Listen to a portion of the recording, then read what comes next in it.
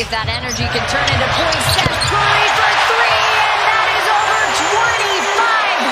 25,000. Grabe laban ng Golden State Warriors kontra Detroit Pistons. Pero bago yan, viral ngayon ang play na ito sa laban ng Los Angeles Lakers versus defending champion Boston Celtics, mga kaibigan. Kung saan sabi ng marami ngayon ito na nga daw ang pinakamatinding flop this season. Grabe acting ni LBJ, parang si Coco Martin aka Tanggol ng Batang Quiapo ang dating ni Lebron dito. Ito sipatin po natin. Tinalo ng Celtics ang Lakers sa game na ito sa score na 111-101 sa likod ng 41-point game ni Jason Tatum.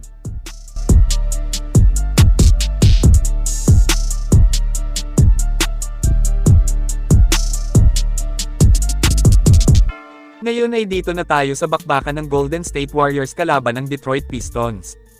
Kung saan gaya ng sinabi natin sa ating nakaraang video, mga kaibigan, na paniguradong mainit na laban ang mangyayari sa banggaan ng magkabilang kupunan.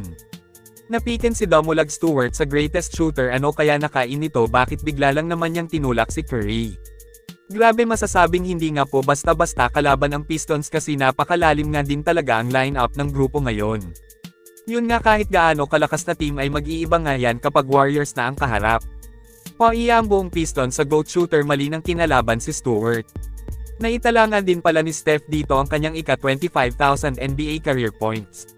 Solid performance para kay Curry at Jimmy Butler, talagang nananalo na nga ang GSW ngayon sa close game dahil nga yan kay Jimmy. Pero ito na yata yung pinakamalupit na nangyari sa salpukan na ito, ang ginawa ni Draymond Green sa huli. Ilang segundo na lang ang natitirang oras sa laban, nang naipasok ni Draymond ang tira niya sa threes.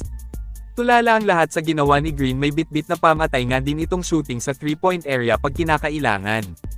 Dahilan para makuha ng GSW ang panalo sa score na 115-110. Ito, panoorin po natin ang maikling highlights ng Warriors kontra sa dayong Detroit Pistons.